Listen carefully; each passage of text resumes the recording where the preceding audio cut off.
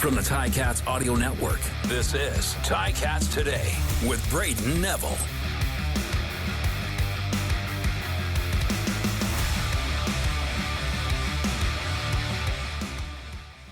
Hello and welcome to another episode of Ticats Today here on the Ticats Audio Network for this Monday, July the 31st, 2023. Crazy to think we are nearing the end of July already. It feels like just yesterday we were starting training camp, but here we are.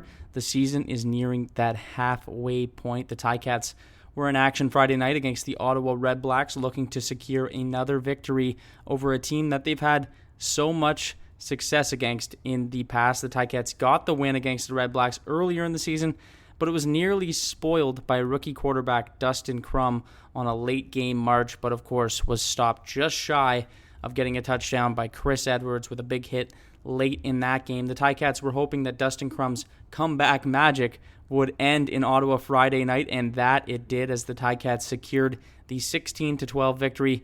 But there were some negatives that came from this game, and the biggest being Bo Levi Mitchell being carried off the field following the game with a fracture in his lower leg. So he has been placed on the 6-game injured list. Just such tough news for a guy who's been working so hard to come back to this team, so hard to come back to this lineup, and then the last play of the game, it all gets spoiled, and he gets that injury. So we're wishing him a safe and speedy recovery. And I know there's a good chance you'll still see him later on in the season. Super tough news for Ticats fans, but like I said, wishing him a safe recovery. On today's episode, I'm going to recap a little bit of the highlights from the game Friday night, and on tomorrow's show, we will have Coach Sal. He will be joining me to recap the game and let me know what he saw from the Cats on Friday night. Now, there was that big weather delay that really pushed this game back, and I had some family and friends at the game, and it was coming down very hard, and Ottawa was just hit with a huge storm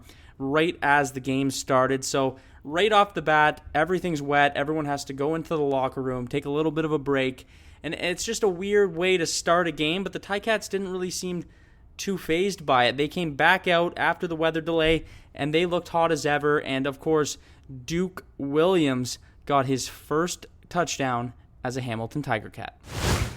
Tiger Cats have not scored a touchdown in the first quarter. They've got a first and goal from the Ottawa 5. They trail the game 3-0, trying to take the lead, and their first touchdown in the first quarter this season. Bo Levi Mitchell throws.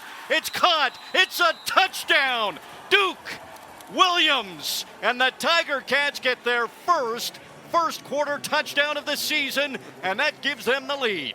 That was RJ Broadhead with the call. Duke Williams getting the Ticats' first touchdown of the season in the first quarter, and he catches that beautiful pass from Bo Levi Mitchell, giving them the early lead in this one. Duke was fired up to get that first one in with his new team, and if you ask me, it's probably the first of many. The game would be a defensive battle pretty much all game long, with interceptions and sacks all round on both sides, and Kenneth George Jr. got his first CFL interception on a beautiful grab in the second quarter. Dustin Crum, 2nd and 10 from the 53. He's throwing deep. You don't see this often. Throwing deep, and it's intercepted. Kenneth George Jr., his first CFL interception, and he's tackled by the running back at the Tiger Cats 35. But George Jr., he said it to me that he would get multiple interceptions this year. He's got one.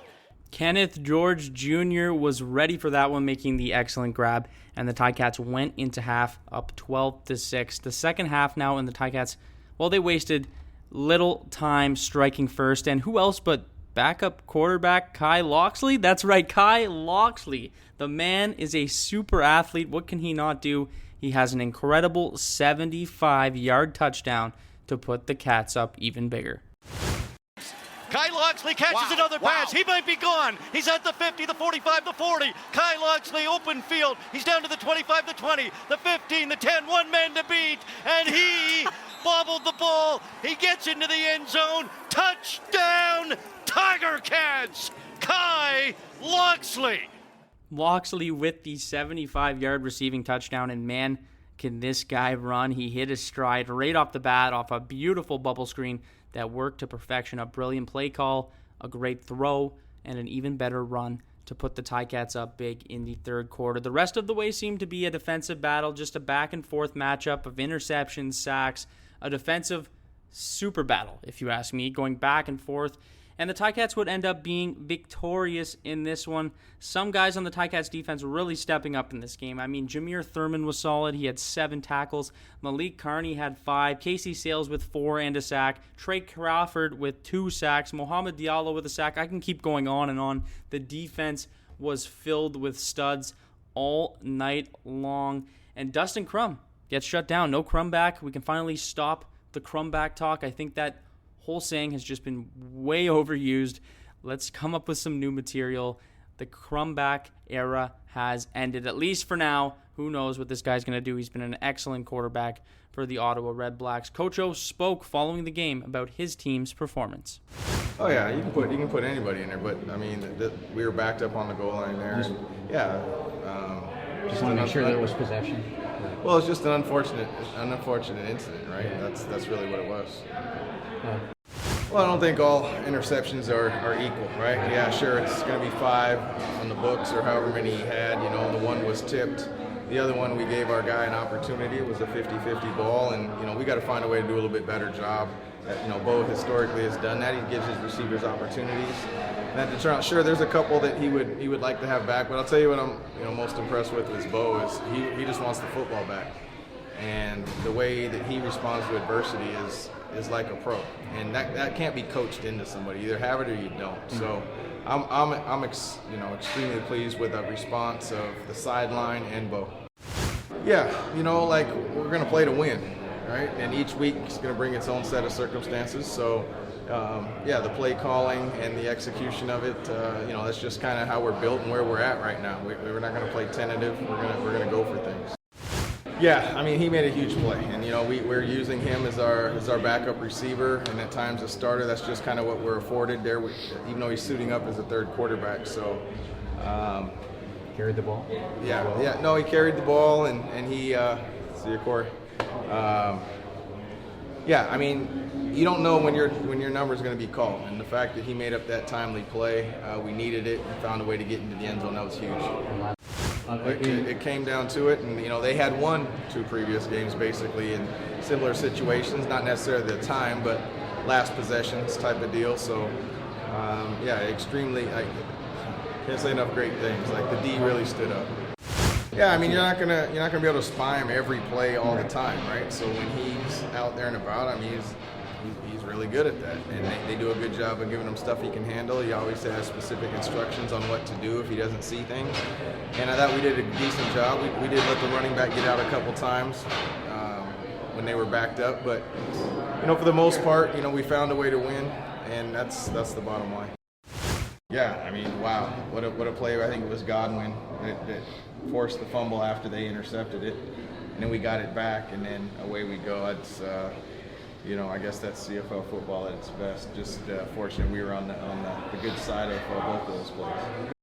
At the end of the day, we needed this win, and the grit, the way we stood up, I can't be more proud. And they're a good football team. They're period. Their record is they've earned their wins. So. So tonight we came out on top. That was Coach O following the win. A little bit of a shorter episode today as the Ticats did not practice. They gear up for this upcoming matchup with the Montreal Alouettes this Saturday night at Tim Hortons Field, looking to get revenge against the team that beat them a few weeks back, and a team that's coming off a victory in their last game. So the Ticats prepare for a big matchup. Make sure to tune into tomorrow's episode. I will have Coach Sal on, the legend himself, to talk about what he thought about that Ticats game on Friday and what he thinks about this upcoming matchup with the Owls. That's all the time for me today. I want to thank you for listening to Ticats Today.